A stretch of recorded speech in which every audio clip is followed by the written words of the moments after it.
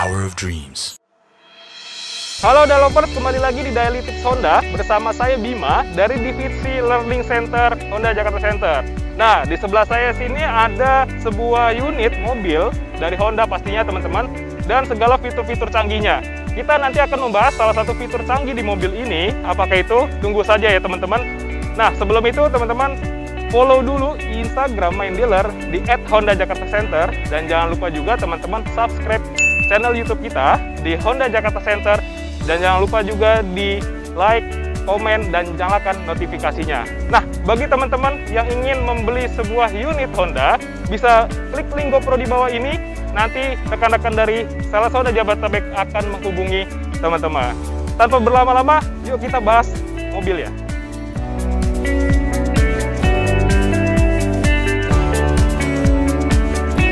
Nah, ini dia mobil ya, New Honda CR-V 2021. Pada kesempatan kali ini kita akan membahas salah satu teknologi canggih di mobil ini, yaitu adalah Honda Sensing. Nah, perlu teman-teman ketahui, Honda Sensing ini bukan semata-mata menyelamatkan mobil dari kecelakaan teman-teman, tapi adalah fitur canggih, teknologi tambahan yang membantu si pengemudinya untuk terhindar dari kecelakaan. Nah, nanti kita akan bahas fitur-fitur apa aja yang ada di Honda Sensing. Namun sebelum itu teman-teman, kita lihat dulu sensornya ada di mana. Yang pertama ada di kamera, teman-teman, ada di balik kaca tengah situ, teman-teman. Fungsinya untuk apa sih? Fungsinya untuk membaca objek dan marka jalan. Kemudian yang kedua ada di bawah sini, ya, ini adalah radarnya teman-teman. Fungsinya untuk menjaga jarak mobil dengan mobil depannya. Untuk itu kita bahas fiturnya sambil jalan aja kali ya teman-teman ya. Yuk ikutin saya teman-teman.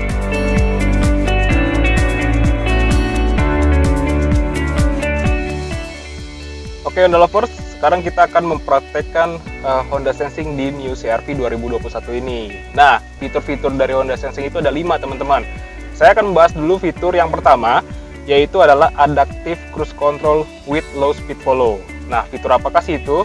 Nah, fitur yang membantu mobil ini menjaga jaraknya dengan mobil depannya. Jadi berkata kalau misalkan mobil ini sudah kita setting pengaturannya teman-teman, mobil ini akan bisa berjalan mengikuti mobil depannya. Jadi kalau mobil di depannya itu berhenti, mobil ini juga ikut berhenti teman-teman. Nah, fitur Adaptive Cruise Control ini dapat diaktifkan dari kecepatan 0 km/jam sampai 180 km/jam. Nah, cara menggunakannya gimana teman-teman? Teman-teman tinggal tekan tombol main, lalu teman-teman tinggal tekan tombol set, lalu teman-teman tekan tombol plus atau minus untuk menambahkan atau mengurangi kecepatannya.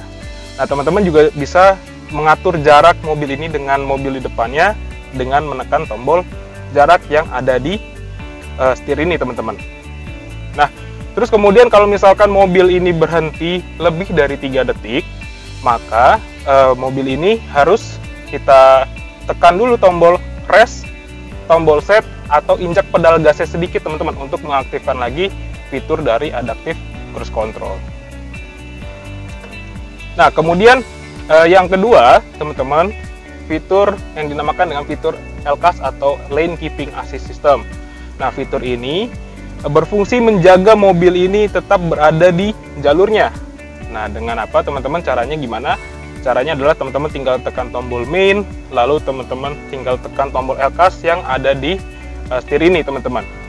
Namun kalau menggunakan fitur ini, teman-teman wajib berjalan minimal di kecepatan 72 km/jam sampai 180 km/jam.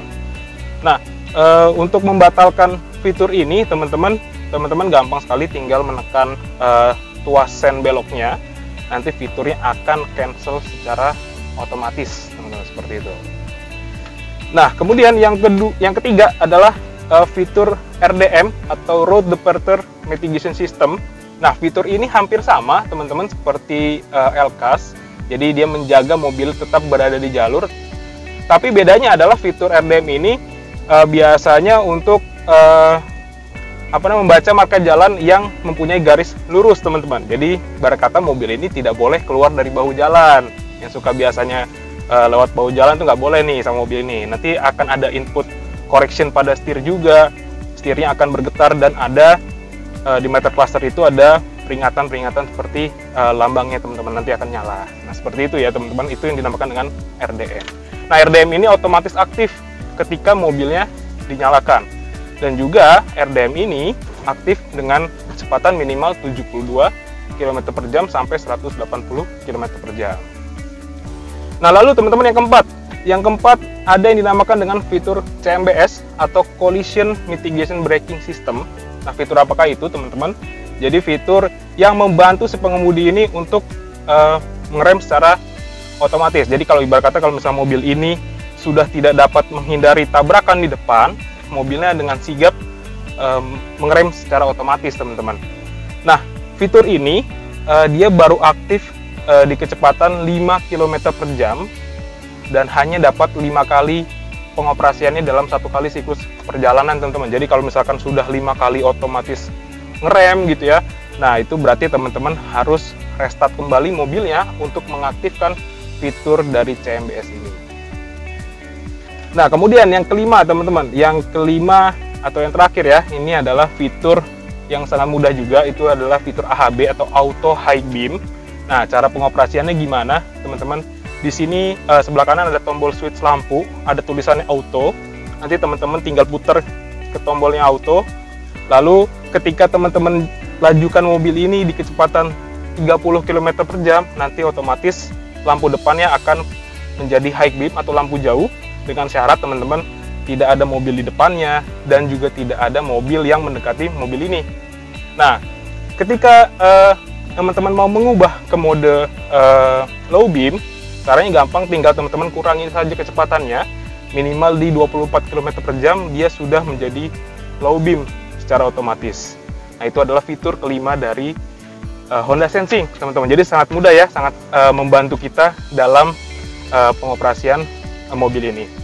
Nah, Honda Sensing itu ada beberapa hal yang dapat membatalkannya teman-teman. Jadi ada beberapa hal yang dapat membatalkan fitur ini. Yang pertama, biasanya itu kameranya terlalu panas teman-teman. Jadi kan di sini ada kamera, ada sensornya ya teman-teman ya. Nah, itu biasanya terlalu panas tuh. Terus kemudian radarnya. Nah, radarnya itu biasanya kotor. Jadi kalau misalkan punya mobil yang ada Honda Sensing-nya ya sering-sering dicuci ya teman-teman ya. Jadi radarnya itu jangan kotor. Terus kemudian modifikasi suspensi. Nah, tuh yang mobilnya ceper-ceper itu juga nggak bisa. Jadi nggak boleh diubah-ubah. Dan biasanya bannya itu kempes. Nah, jadi tekanan angin juga harus diperhatikan. Jadi itu adalah beberapa hal yang dapat membatalkan dari fitur Honda Sensing teman-teman.